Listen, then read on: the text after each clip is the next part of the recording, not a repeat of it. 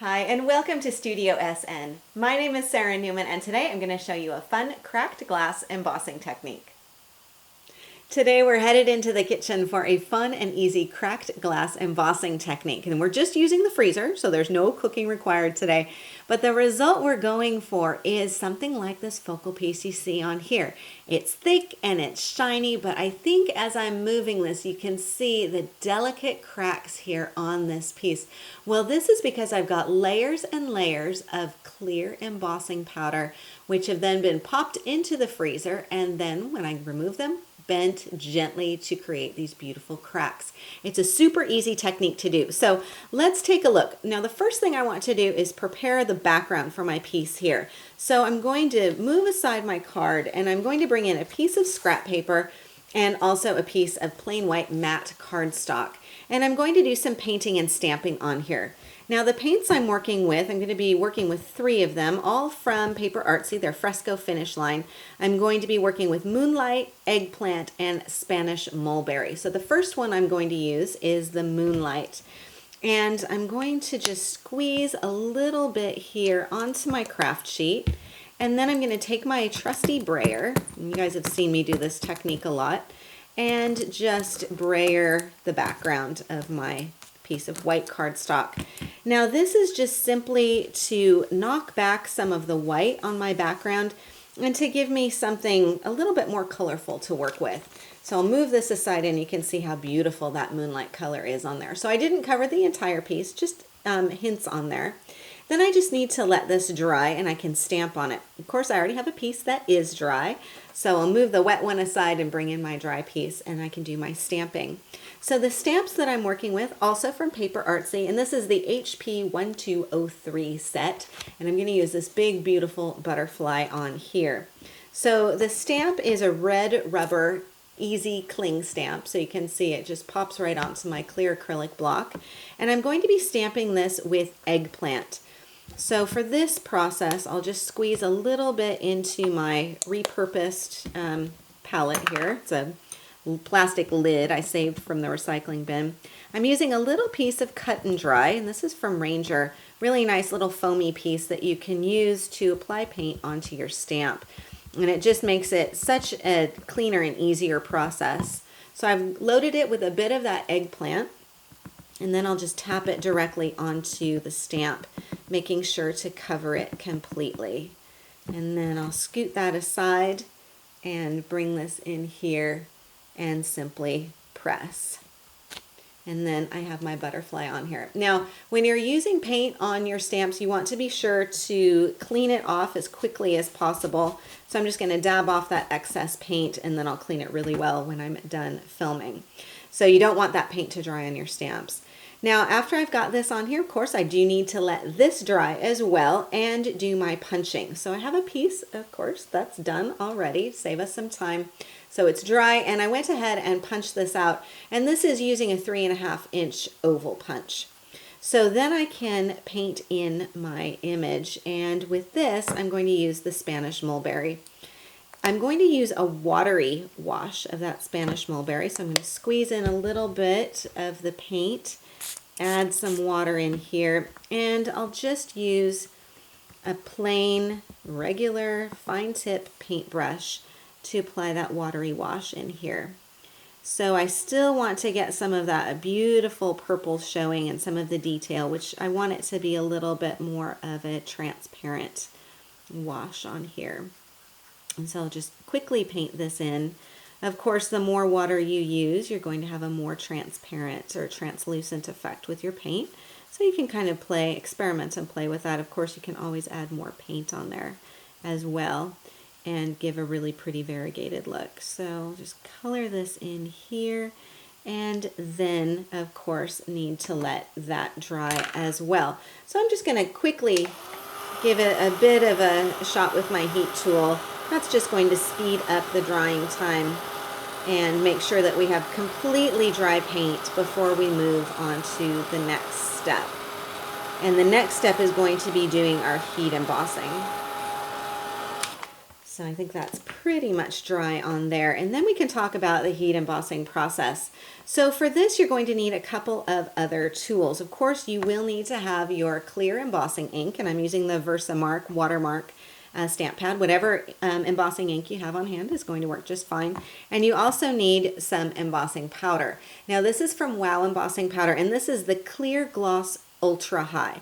So two things are really important about this. Number one, that it's clear, and number two, that it's an ultra thick or an ultra high.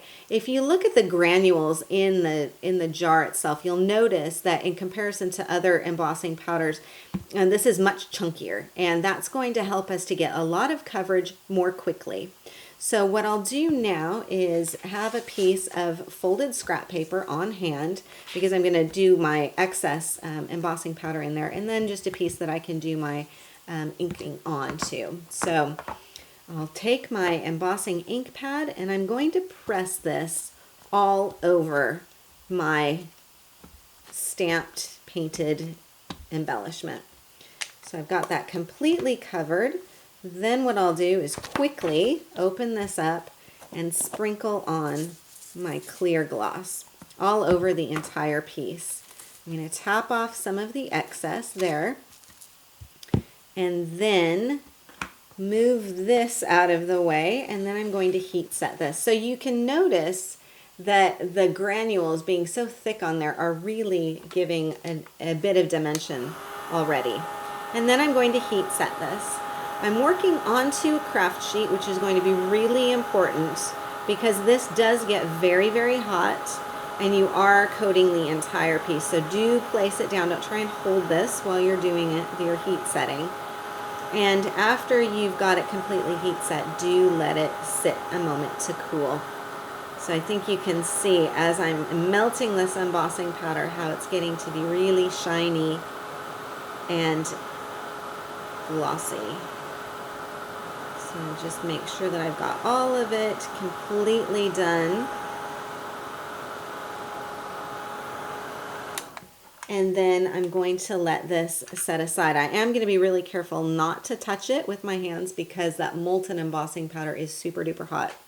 So then what I need to do is let this cool, and then I need to come back and repeat the same process 2 more times. Again, using that same ultra high clear embossing powder. Take a look. I'm going to try and do this, handle this very carefully. As I'm moving this, you can see how shiny that looks. It looks almost wet. It is still molten, so it is still a little bit liquidy. As it cools down, then that will completely harden. So I'll repeat this process 2 more times, again, inking over the top after this is cooled, sprinkling with that ultra thick embossing powder, and then heat setting, and then repeating it again. Then once I've got 3 layers of the embossing powder on there, I'm going to put it into the freezer. And leaving it into the freezer for a couple of minutes, after a while it's going to curl up like this, which is totally fine. I've just removed this piece from the freezer and now I'm ready to add the cracked glass effect. So gently, gently, I'm going to bend this, and I think you can hear the snaps as those cracks are showing up. You do want to work pretty gently. Don't overdo it at first, because you can always add more. And then I have my embossed cracked glass effect. And I think you can see I've got a lot of cracks going down here to the side. I've got some bigger ones up here. I've got a nice one going along here. Now, if you find that you have cracked your glass piece and you think, ooh, I don't really like that, or there's too many, you know what you can do is always add another layer of the embossing ink, another layer of powder, and heat set that, and they will sort of melt into the background. The other thing you can do, if you really want to highlight some of those cracks and really give it an aged effect, take some distress ink or dye-based ink and kind of scrub that into some of those cracks on there and then wipe off the excess. And that can give you even more added emphasis on some of those cracked pieces there too. Now, it is important that you don't overdo it because some of these can actually kind of chip out. If that happens, you can glue them back in with a clear glue. You can also reheat them and kind of melt them back into one another again. So this is how you can do that cracked glass effect. Now, once you have it done, you can add as many accent pieces on here as you want to. And I've added 3 rhinestone embellishments going right here in the center of my butterfly. And then I mounted this up onto foam tape, putting it onto a couple of layers of cardstock. I've got some vintage sheet music or book paper going across here. And I did also stamp this botanical word. This is also from the same stamp set from PaperArtsy, and I stamped that using the eggplant paint as well. So you can even get some really detailed lines on there with the paint. And then just put this up onto some pink and then some kind of a light lavender cardstock back there. Added some self-adhesive rhinestones in the corner and a little bit of gingham ribbon. And that's all there is to it. So this is how you can create a fun, easy, cracked glass embellishment. I hope you enjoyed today's show. For more ideas and inspiration, please do stop by my website at saranaumann.com. If you enjoyed today's video, I invite you to subscribe to Studio SN on YouTube, and I'll keep you updated with a new video every Wednesday. Thank you for joining me on Studio SN, and I will see you again next time.